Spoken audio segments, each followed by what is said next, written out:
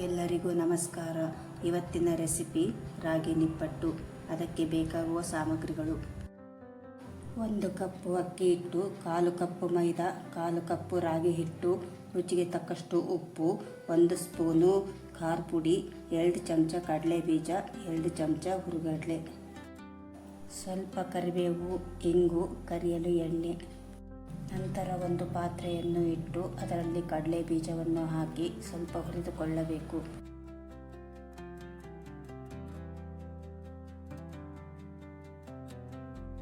ಅದು ಆರಿದ ನಂತರ ಹುರಿಗಡಲೆ ಮತ್ತು ಕಡಲೆ ಬೀಜ ಹಾಕಿ ತರಿತರಿಯಾಗಿ ಮಿಕ್ಸಿಗೆ ಹಾಕಿಕೊಳ್ಳಬೇಕು.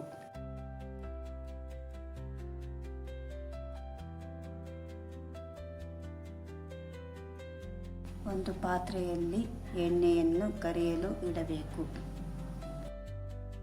ಎಣ್ಣೆ ಕಾಯುವಷ್ಟರಲ್ಲಿ ಒಂದು ಪಾತ್ರೆಯಲ್ಲಿ ಅಕ್ಕಿ ಹಿಟ್ಟು, ರಾಗಿ ಹಿಟ್ಟು, ಮೈದಾ ಹಿಟ್ಟು, ಖಾರ ಪುಡಿ, ರುಬ್ಬಿದ ಮಿಶ್ರಣ, ಕರಿಬೇವು, ಇಂಗು, ಉಪ್ಪು, 1 ಚಮಚ ಕಾದ ಎಣ್ಣೆ, ಸ್ವಲ್ಪ ನೀರನ್ನು ಹಾಕಿ ಚಕ್ಲಿ ಹದಕ್ಕೆ ಕಲಸಿಕೊಳ್ಳಬೇಕು.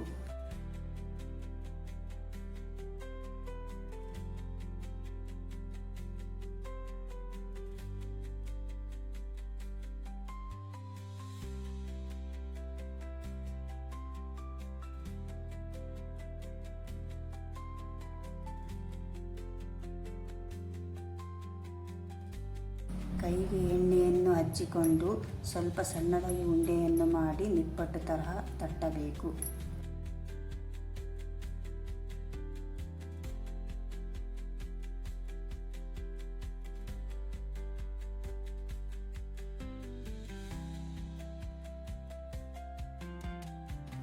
ಅದನ್ನು ಗೋಲ್ಡನ್ ಕಲರ್ ಬರುವವರೆಗೆ ಎಣ್ಣೆಯಲ್ಲಿ ಕರಿಯಬೇಕು.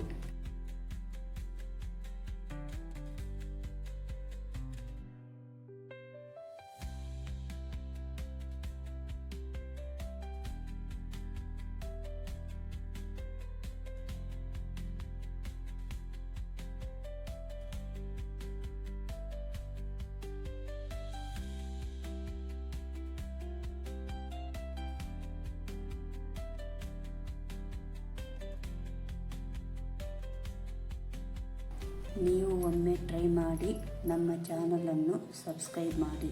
ಧನ್ಯವಾದಗಳು.